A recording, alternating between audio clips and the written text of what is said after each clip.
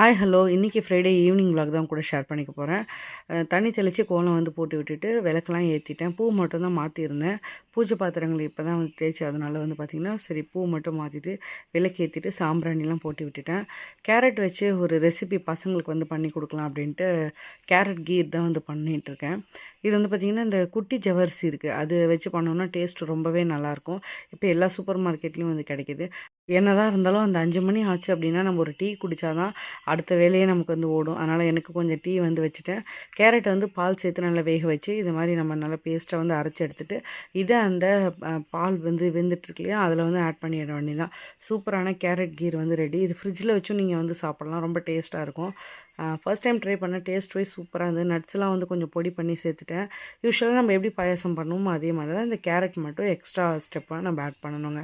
Video பிடிச்சிருந்தா subscribe பண்ணி support பண்ணுங்கள். நெக்ஸ்ட் வீடியோவில் பார்க்கலாம். பாய்.